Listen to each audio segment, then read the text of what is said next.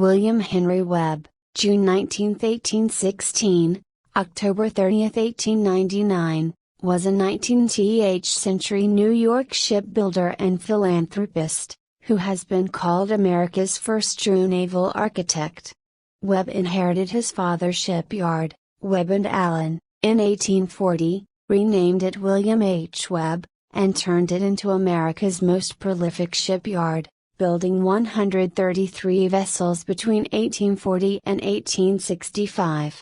Webb designed some of the fastest and most successful sailing packets and clipper ships ever built, and he also built some of the largest and most celebrated steamboats and steamships of his era, including the giant ironclad USS Dunderberg, in its day the world's longest wooden-hulled ship. After the American Civil War, the U.S. shipbuilding industry experienced a prolonged slump, and Webb, having already made a considerable fortune, decided to close his shipyard and turn his energies toward philanthropic goals. He chaired an anti-corruption council, became a founding member of the Society of Naval Architects and Marine Engineers, and established the Webb Academy and Home for Shipbuilders, which today is known as the Webb Institute. Early life: William Henry Webb was born in New York on June 19, 1816. His father Isaac trained at the shipyard of New York shipbuilder Henry Webb before opening his own shipyard, Isaac Webb & Co., near Corlears Hook in about 1818, later relocating to Stanton Street. Isaac eventually took on a partner and the firm was renamed Webb Allen.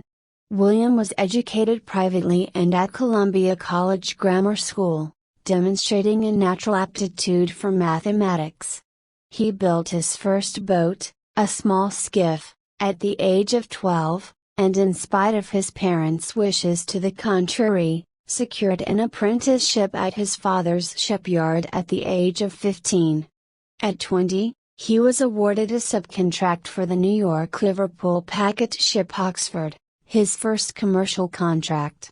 After completing his 6-year apprenticeship, William decided to further his education by traveling to Scotland in 1840 to visit the famous shipyards of the Clyde. During this journey, however, his father Isaac died suddenly at the age of 46, and 23-year-old William returned home to assume management of the shipyard. Upon examining the accounts, William discovered that his father's business was technically insolvent, and thus one of his first duties was to settle his father's debts. Having done so, he set about reinvigorating the business.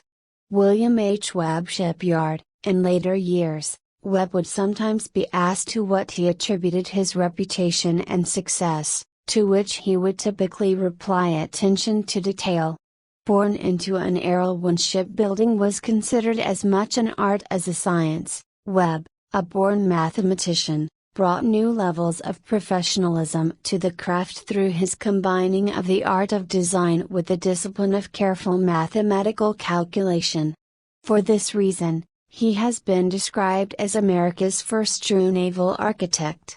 He was content to start small, however. For the first couple of years at the helm, the Webb Allen Shipyard, now located between 5th and 7th Streets on the East River, built a variety of mostly small sailing ships, including ferries, sloops and schooners. William bought out his father's old partner John Allen in 1843 and subsequently renamed the business William H. Webb. Clippers and packets, Webb soon began turning out larger and more ambitious vessels, including several sailing packets and clipper ships, types for which the yard would soon become famous. The 900-ton packets Montezuma and Yorkshire were built in 1843, along with the pre-clipper Cohutta. By 1849, Webb's shipyard was at the cutting edge of sailing ship design. In that year, he built the packet ships Albert Gallatin and Guy Mannering. At 1,435 and 1,419 tons respectively, these ships were at time of completion the two largest merchant vessels in the world. Another packet built by Webb was Harvest Queen. The California gold rush was by then in full swing, bringing with it strong demand for new ships to convey prospectors and supplies to and from the gold fields. Clipper ships were seen as ideal for the trade, and in 1851, Webb built a number of them, including Gazelle, Challenge, Comet, Invincible and Swordfish. Comet and Swordfish, 1,836 and 1,036 tons respectively, were both to set sailing speed records. Freight rates to the goldfields had by this time skyrocketed to such an extent that a ship could pay for its construction with a single voyage. Challenge, 1851 Clipper. Webb's clipper designs employed the most judicious use of timber of all the major shipbuilders.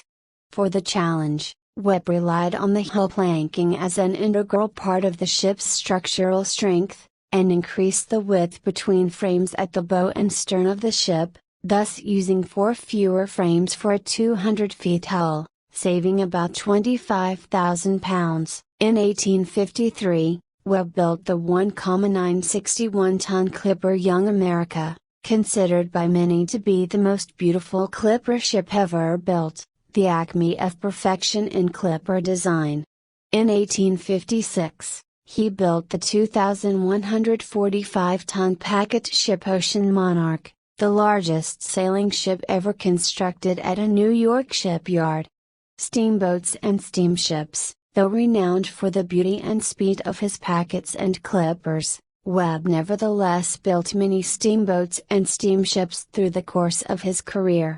Notable steamships built by the Webb shipyard include the 1,857-ton sidewheel steamer United States, 1846, which became the first steamship to operate in the New Orleans trade, the 1,450-ton steamer Cherokee, 1848, the first steamship to operate between New York and Savannah, Georgia, California, the first steamer to enter the Golden Gate, and the first steamers built for the Pacific Mail Steamship Company.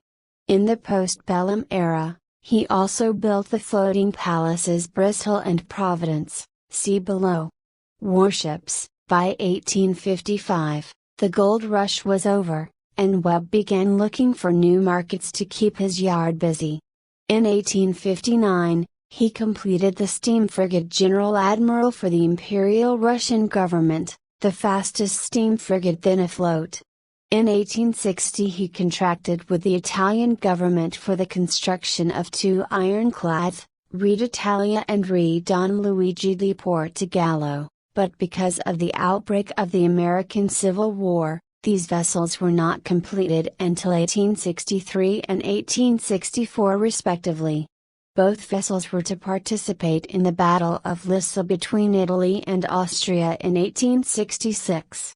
The most impressive warship built by the Webb shipyard, however, was the giant ironclad USS Dunderberg. The vessel was not completed until shortly after the Civil War, but when launched was the longest wooden-hulled ship ever built, a record it held for many years.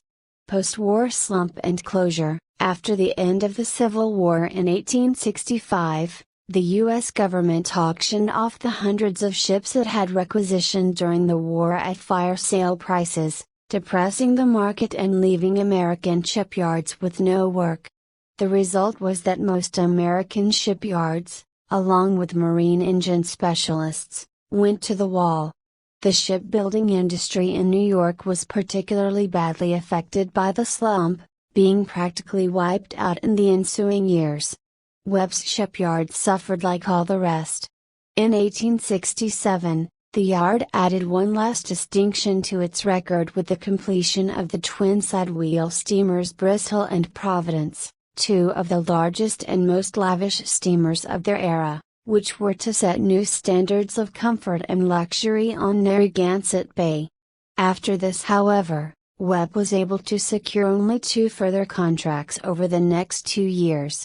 The last ship built by William H. Webb was the steamship Charles H. Marshall, fittingly named after Webb's most long-standing customer, who had awarded Webb his first subcontract as an apprentice more than 30 years earlier.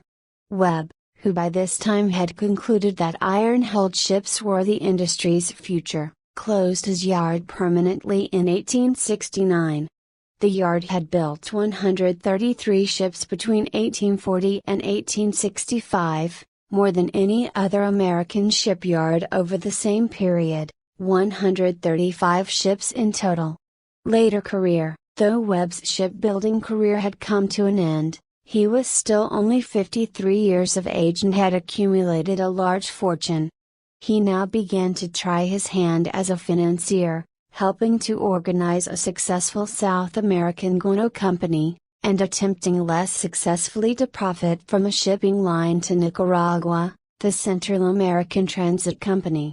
He also made considerable investments in real estate, one result of which was the construction of a hotel, the Bristol, at 42nd Street and 5th Avenue. Increasingly, however, he turned his hand to philanthropy. He took an interest in public affairs in his home city of New York, but eschewed the role of politician, turning down an offer of the mayoralty on no less than 3 occasions.